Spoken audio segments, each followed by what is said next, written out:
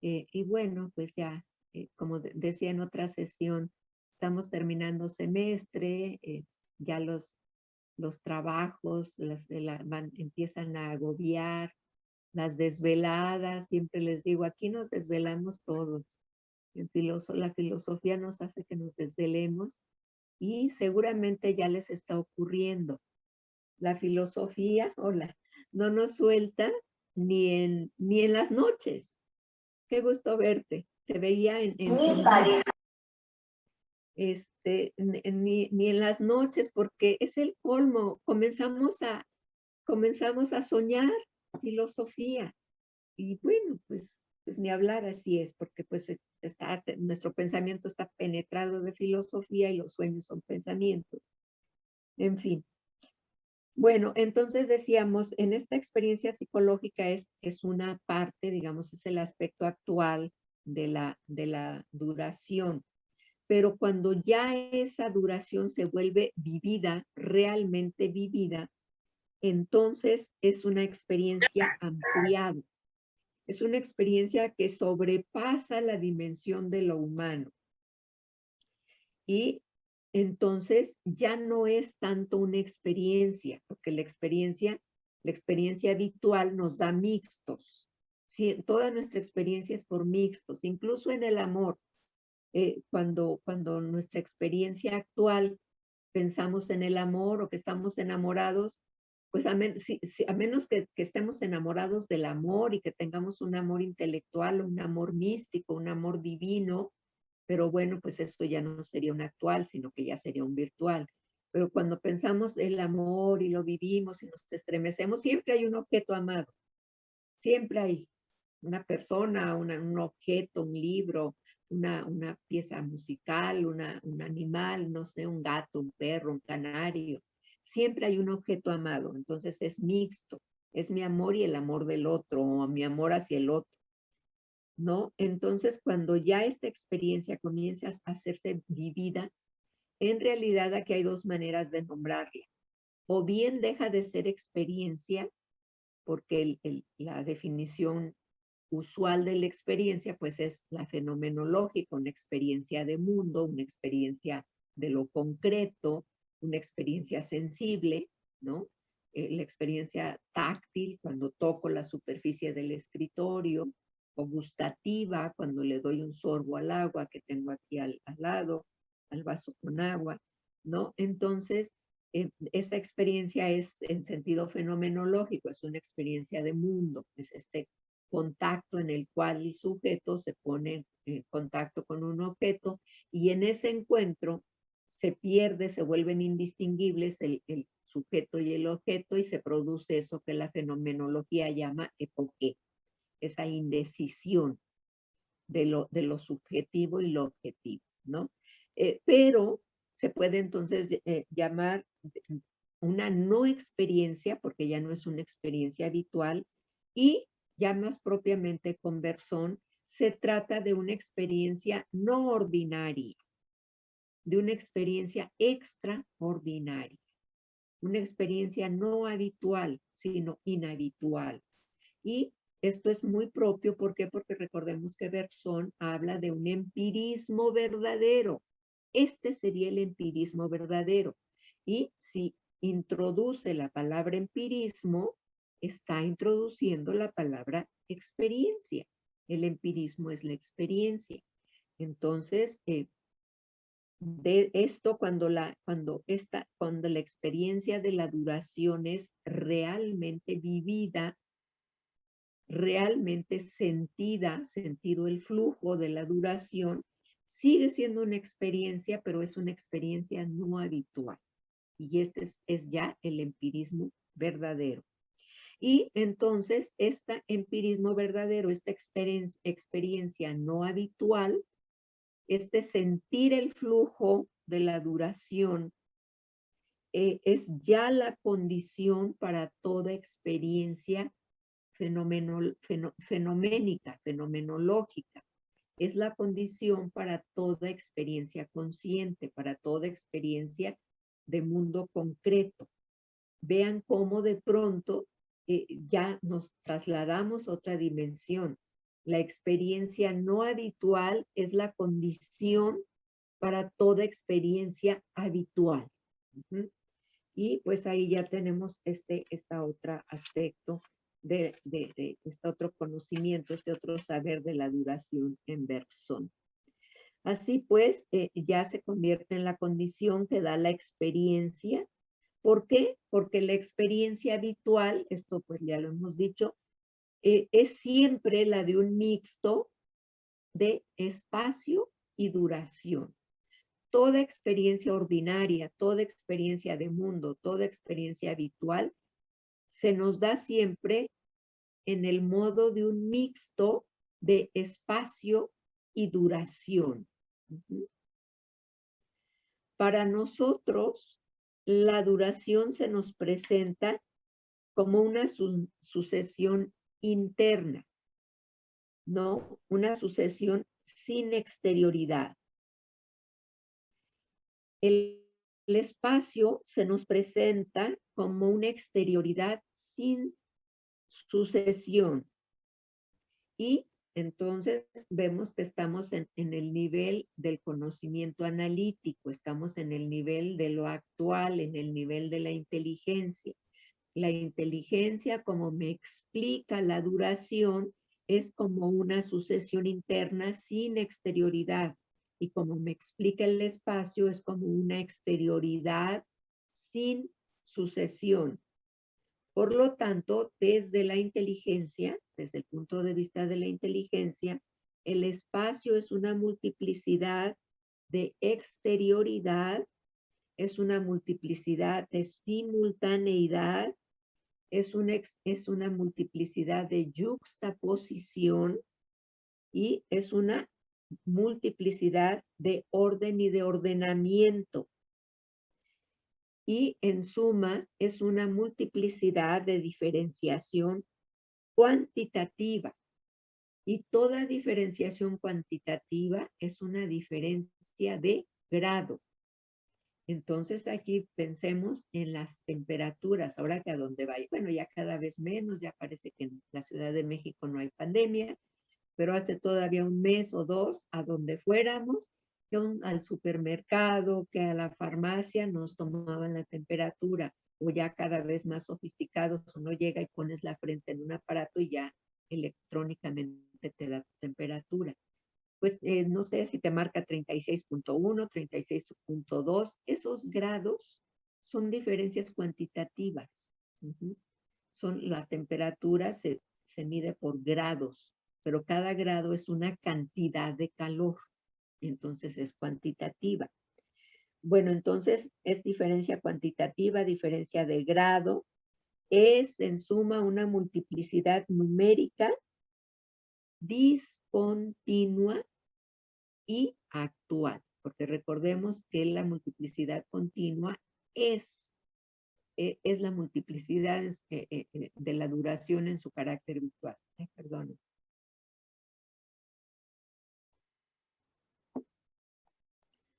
Bueno, entonces, la duración, Bergson suele llamarle a la duración en su aspecto virtual, suele llamarla duración pura. Cada vez que nos encontremos con esta composición de dos términos, duración pura, en Bergson quiere decir duración en estado virtual. La duración es pura porque está desprovista de símbolos. Es pura porque no tiene códigos, no tiene lenguaje. ¿Sí, Víctor?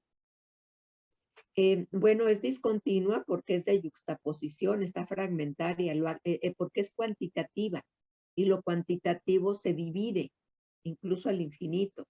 Entonces es siempre, lo cuantitativo, nunca abordamos, la inteligencia es incapaz de abordar la totalidad cuantitativa, porque si abordara la totalidad cuantitativa ya no sería cuantitativa, ya sería cualitativa, porque nuestra experiencia nos da puros fragmentos de mundo. Si yo levanto la vista, yo aquí siempre tengo, aquí miren, no me alcanza a llegar, bueno, tengo una planta enorme, y pues, pero nada más volteo los ojos y solo veo la planta y como fondo pues veo otras cosas, pero nada más, no veo, bueno, solamente en la pantalla veo lo que está detrás de mí. pero con la vista orgánica, pues nada más veo lo que tengo frente a mí, es un fragmento de mundo, necesariamente vemos fragmentariamente, y por eso la multiplicidad extensiva o numérica es discontinua, y gracias a esa discontinuidad que le es propia, hay yuxtaposición. ¿Qué es la yuxtaposición? Es poner una cosa junto a otra. Es hacer esto, el libro y el teléfono y el vaso, ¿no? Y el mousepad, ¿no? Entonces las cosas materiales ocupan un lugar cada uno. No se pueden penetrar, bueno, salvo el agua, pero que es un cuerpo que penetra los sólidos, pero estos sólidos, yo no puedo poner el teléfono en el libro, lo puedo poner solamente junto al libro, pero no en el mismo lugar que el libro. Entonces, las cosas necesariamente están colocadas una junto a otra. Y ese estar uno junto a otro es una discontinuidad. Uh-huh. ¿Sí? ¿Se comprendió, Víctor? Gracias. Sí. Bueno, perfecto. Bueno, entonces, cuando vemos que Bergson utiliza duración pura, quiere decir duración en estado virtual. Uh-huh. La duración pura es una multiplicidad interna. Lo interno es la subjetividad, lo externo es la objetividad de la materia, ¿no?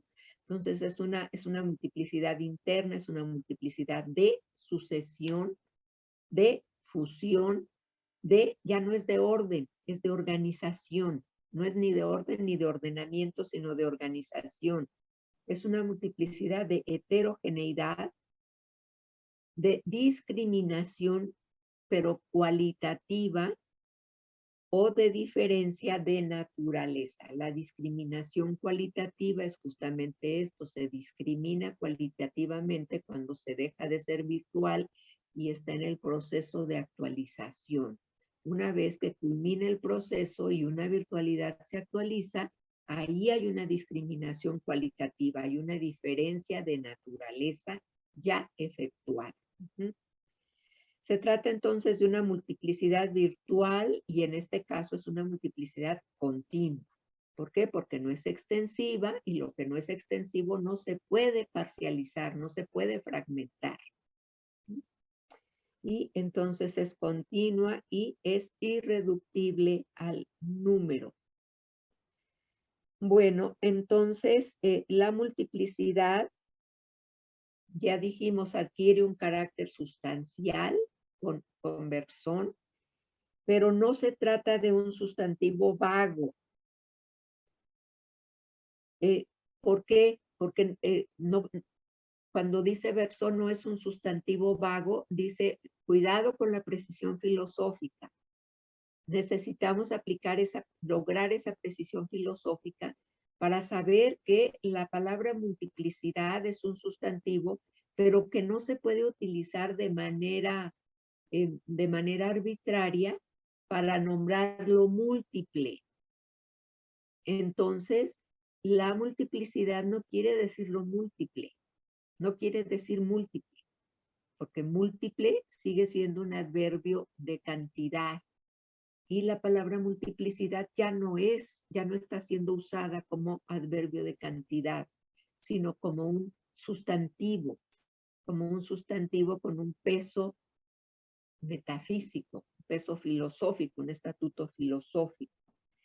Y de hecho, la palabra multiplicidad no solamente, no hay que caer en la vaguedad de pensar que es lo múltiple, sino que más aún, la palabra multiplicidad ya con este carácter sustancial que Bergson le confiere, es justamente lo que nos indica el abandono del dilema de lo uno y lo múltiple en la filosofía tradicional. ¿Por qué hay que abandonar esto? Porque lo uno y lo múltiple son cuantitativos. Si los pensamos con la filosofía de Bergson, son multiplicidades cuantitativas, son multiplicidades extensivas, son nociones, son conceptos actuales. Y ahí pues varias veces lo he dicho y me gusta citar a Heidegger porque él lo dice de manera explícita. Creo que nadie lo dice más claramente que Heidegger.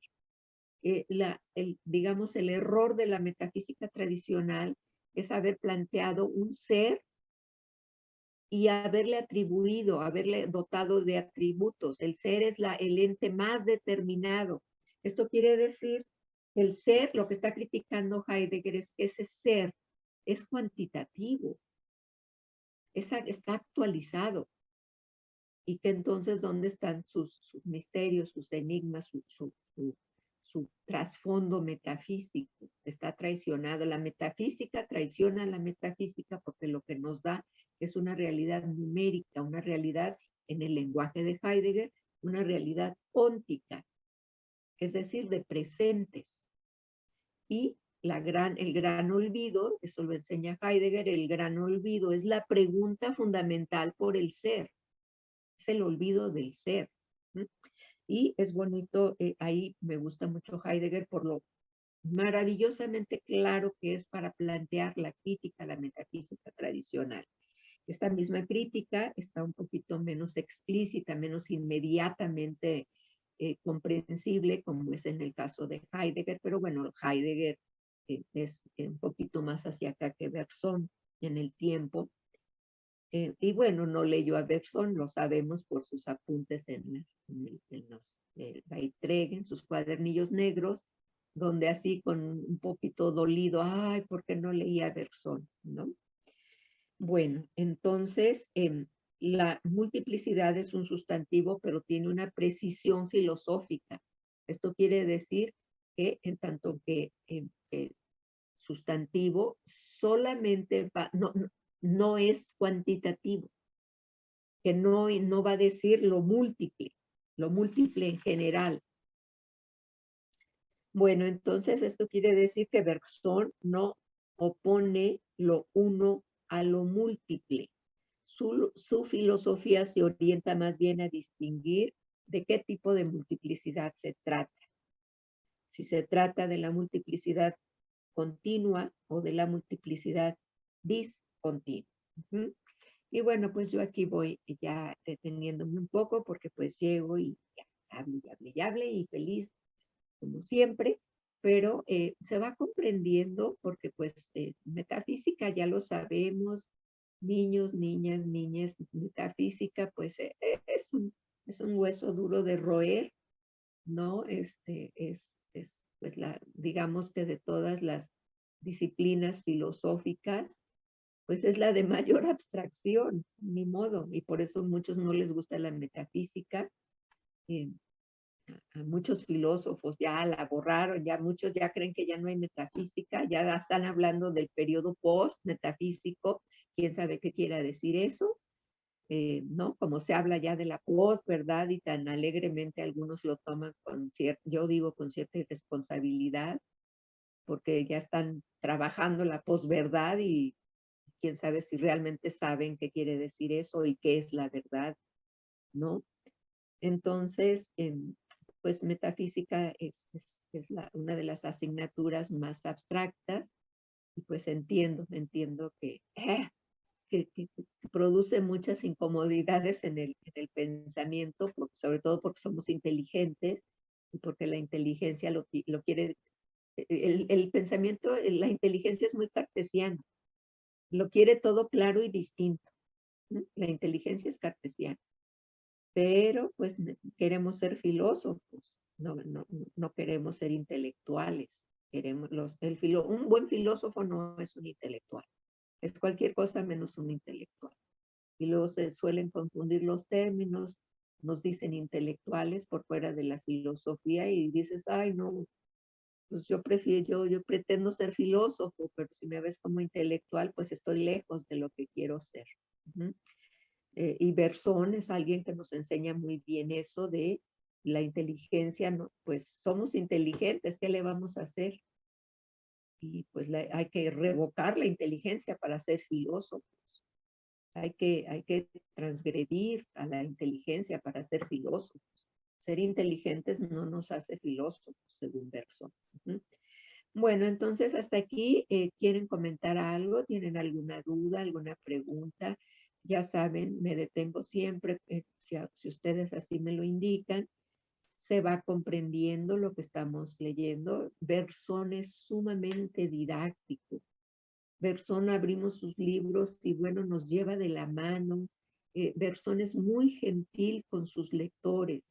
Es una metafísica, pues, compleja como todas las metafísicas, pero Bersón es muy claro en sus exposiciones, es muy considerado con nosotros, sus lectores. Entonces yo espero que pues vayan de la mano con Bersón y pues yo procuro emular a los maestros, procuro no simplemente rozarlos teóricamente, sino ir transformando mis maneras de ser y mis maneras de conducirme, que realmente la filosofía vaya tallando mi propia existencia y pues procuro siempre también ser muy clara, explicar de una manera, de otra, para que vayamos pues todos comprendiendo a paso lento, pero a paso seguro.